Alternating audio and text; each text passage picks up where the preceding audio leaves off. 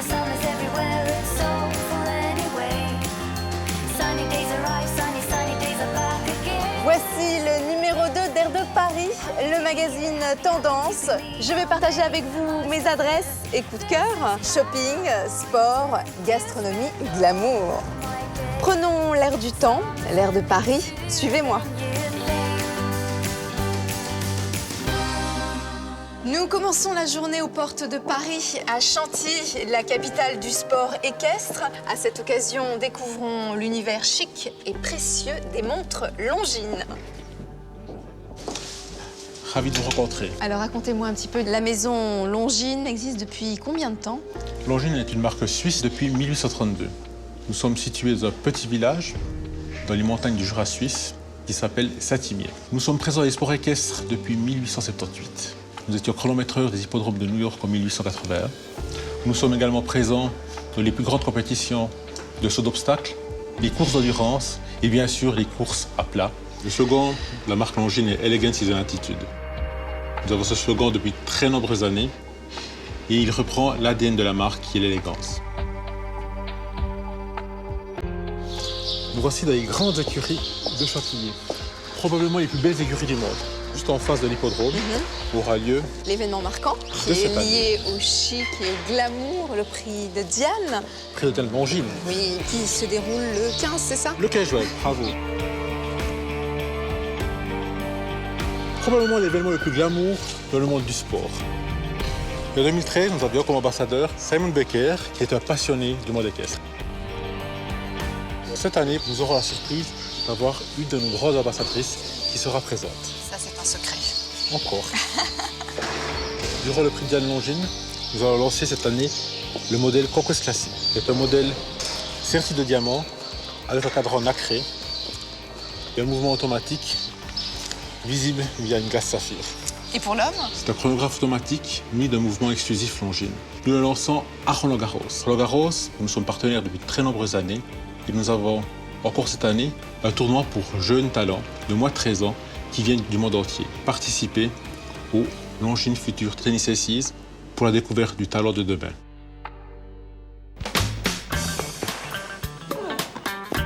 Restons à Roland-Garros et voyons concrètement comment le site va évoluer. Expliquez-nous, Guy Forget, l'histoire de Roland-Garros. Alors c'est une très belle histoire qui a débuté en 1928. Alors c'est un tournoi extraordinaire. Le plus grand tournoi du monde sur terre battue, le deuxième tournoi des 4 du Grand Chelem. On a 460 000 spectateurs qui viennent sur une quinzaine. Et c'est quasiment 3 milliards de téléspectateurs dans le monde, qui est diffusé dans 200 pays. On a un tournoi finalement qui est très glamour. Je veux dire, les joueurs et les joueuses du monde entier, je veux dire, rêvent chaque année de venir ici et de profiter, je dirais, de la France et de Paris. Contrairement à d'autres tournois du Grand Chelem, ici à Paris, on ne peut pas agrandir, je dirais, notre espace. On a un petit bijou et nous, on a fait le pari justement de la qualité sur la quantité. On s'est dit, ce stade, on doit le moderniser et pour cela, on a besoin de faire un chantier ambitieux, mais en même temps bien réfléchi, bien pensé, parce que justement, on veut garder toutes les spécificités de ce tournoi de Roland-Garros. La grande nouveauté, bien sûr, de ce stade, c'est le toit rétractable. Je ne sais pas si vous vous en souvenez, mais il y a 2 ans, la finale entre Nadal et Djokovic s'est terminée le lundi, justement, à cause des orages. Ça posait beaucoup de problèmes, et aux spectateurs, et à toute l'organisation du tournoi. On va parler du 3e cours dans les serres d'Auteuil. D'ailleurs, j'ai rendez-vous avec l'architecte. Alors Marc, on se trouve à quel endroit? On se trouve dans les magnifiques serres de Formigé qui sont mises au sein des serres d'Auteuil, la référence absolue dans l'art des serres du 19e siècle, qui nous ont servi de référence pour la construction des nouveaux cours. Alors le nouveau cours se situe ici à l'emplacement des serres techniques qui se trouvent là. Je vais vous montrer quelques images. Voilà l'état actuel, voilà l'état futur. Voilà les grandes serres qui vont s'ouvrir sur l'esplanade. Quand on va passer derrière les serres, les gens auront un stade qui est semi-enterré et c'est l'occasion de mettre en scène le monde végétal en relation avec le sport. C'est notre vision du sport. Voilà, et on espère finalement que grâce à ce nouveau stade, après Björn Borg, Yannick Noah, bien sûr Rafael Nadal, mais aussi Mary Pierce, on aura très vite un joueur ou une joueuse qui pourra inscrire son nom au palmarès ici. Waking up with the sun, you're ready for a run. It's such a good morning. Maintenant, direction Place de la Madeleine pour la boutique et bar à vin Nicolas, caviste à Paris depuis 1822. Hanging out on the phone, be yourself on your own. You're feeling really happy. Bienvenue chez Nicolas Madeleine. Notre boutique s'organise sur 300 mètres carrés avec 3 niveaux dédiés au vin et à l'art de vivre. Combien y a-t-il de boutiques à Paris? Nous avons 140 boutiques sur Paris où nous proposons 1400 références de vins, champagne et spiritueux. Nous proposons également tous les week-ends des dégustations. Aujourd'hui, un Sancerre, le Clos de la Poussy. On est sur des arômes de fruits, de fleurs. La maison Nicolas existe depuis 1822 et le personnage emblématique de la maison naissait 100 ans après. Nectar, l'emblème de Nicolas. Alors là, on se trouve dans une très belle cave voûtée avec des pierres apparentes. C'est une cave où nous vous proposons tous les plus grands crus français, comme Lafite Rothschild. Nous avons un Magnum de Pétrus 1986. C'est un grand vin qui arrive à maturité. C'est un délice. J'ai eu la chance de goûter un Pétrus. C'était un grand moment de plaisir. Sachez que vous pouvez déguster au bar à vin n'importe quelle bouteille proposée au magasin ou à la cave à grands crus.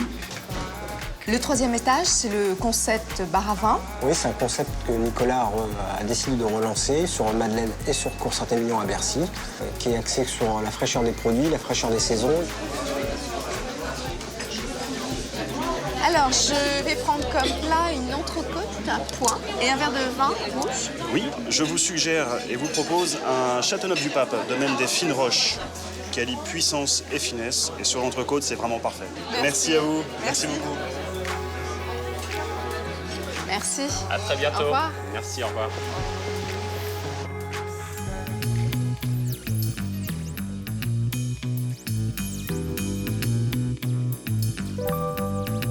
Maintenant, je propose à tous les passionnés de parfum de découvrir avec moi un nouveau mode de shopping, le Parfumiste à Tours. Un parcours original parmi des boutiques de parfums exclusives. Commençons par la boutique Je Vois, la boutique dédiée aux parfums rares qui présente 80 marques différentes. Bonjour François. Alors expliquez-nous, qu'est-ce qu'un parfum rare? Alors un parfum rare, c'est d'abord tout un parfum confidentiel, c'est une parfumerie alternative, une parfumerie de matières premières et dans laquelle il y a une sous-famille qui est de la haute parfumerie. Donc Olfactive Studio, c'est une rencontre entre l'œil et le nez. Pour la première fois, des photographes rencontrent des parfumeurs et littéralement, les parfumeurs s'inspirent et ressentent l'œuvre d'art. Donc vous avez le tirage photo de l'artiste et vous découvrez le flacon. C'est un lait chaud avec des épices fraîches. Ça sent très bon. Alors Cali, regardez cette autre merveille de la maison de parfum Legacy Alexander J. Avec cette présentation très spectaculaire, ces flacons nacrés sont vraiment des vraies œuvres d'art. On arrive à avoir des flacons très exceptionnels. Donc maintenant nous allons à la rencontre de nos cousins américains dans une maison très spectaculaire qui nous vient de New York, la maison Aedes des Venustas, nos grands frères. Ils ont eu en plus le bon goût de faire un petit vaporisateur. Pour le sac. Pour le sac. Petit accessoire. Voilà. Alors attention à ce parfum-là. Faut pas le mettre à tout le monde, c'est ça? Non, celui-ci est à base de beurre d'iris, donc bien évidemment c'est le rouge à lèvres. Et donc tout le monde entend autour de vous que votre corps est couvert de 1000 baisers. Ah, et donc ça marche François? Alors ça marche parfaitement bien. Merci François. Merci à vous. Moi je vais continuer mon shopping parfum. Bonne chasse. La seconde boutique est celle d'Annick Goutal. Nous avons rendez-vous place Saint-Sulpice avec Camille Goutal, la fille de la créatrice. Bonjour Camille. Racontez-moi un peu l'histoire de la maison Annick Goutal. La maison Annick Goutal a été créée par ma mère en 1981. Et ce qui était très particulier, inhabituel pour l'époque, c'est qu'elle s'est principalement servie de sa vie et de ses émotions pour créer les parfums. Elle m'appelait ma petite chérie et elle a décidé de me dédier ce parfum. Petite chérie, c'est un très joli cadeau. Et ce qui est joli aussi avec ce nom, c'est que mon grand-père l'appelait aussi ma petite chérie. Il est dans la gourmandise, mais la gourmandise légère. Il y a une note fruitée? Oui, de poire, de pêche, d'herbe coupée. On le sent bien. Et il y a le hit de la maison, je crois, c'est l'eau d'Adrien. L'eau d'Adrien, alors c'est un parfum mixte. C'est inspiré des mémoires d'Adrien de Marguerite Yourcenar. Chaque flacon a une histoire, en fait. C'est un parfum qui, tout en étant dynamique, il est très tendre. Une eau fraîche, hors du temps. Exactement. En général, les gens ont un coup de cœur absolu pour ce parfum. Merci Camille. Merci.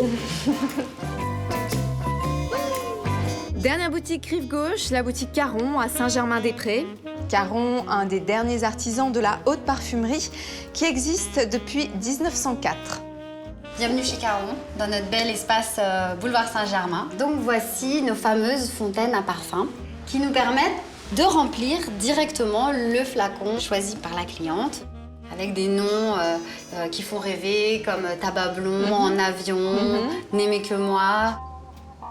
Il est vrai que ça fait partie de l'univers féerique de la maison Caron. C'est un univers boudoir, Caron, car nous travaillons avec des artisans français qui nous confectionnent de très jolis flacons. Il y a donc de la feuille d'or incrustée et le bouchon est sculpté à la main. Hormis donc les parfums, qui est vraiment la spécialité de la maison depuis 1904, nous avons également la poudre, qui justement a une grande renommée pour sa finesse extraordinaire. Pour vous, je vais vous appliquer Andalouse. Donc les poudres sont parfumées à la rose de Bulgarie. Elles sont très bonnes. Voilà. C'est parfait. Je vous laisse vous regarder.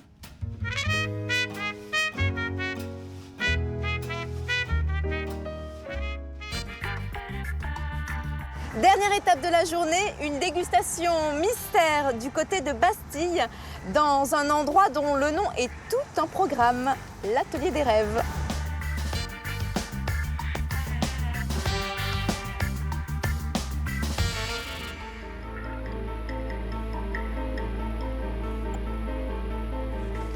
Bonsoir. Bonsoir, bienvenue. Alors, si je vous ai fait venir dans ce petit écrin mystérieux et surprenant pour Paris, c'est pour vous faire vivre une initiation qui demande un peu de théâtralisation. Alors, qu'allez-vous me faire goûter? Eh bien, c'est du caviar. Alors, le caviar, c'est un mets rare, précieux, et donc, chez nous, à Maison Boutari, on considère que ce mets doit être présenté et dégusté de manière exceptionnelle.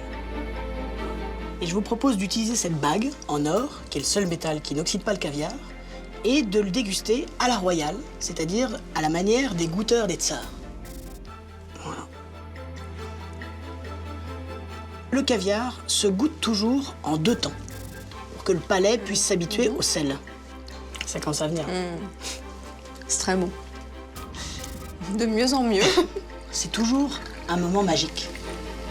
Pour bien apprécier le caviar, il faut prendre son temps. C'est une célébration, c'est une fête. Et c'est même plus qu'une fête.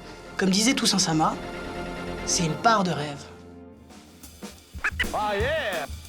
J'adore Paris. Moi aussi. À bientôt pour le numéro 3. J'adore.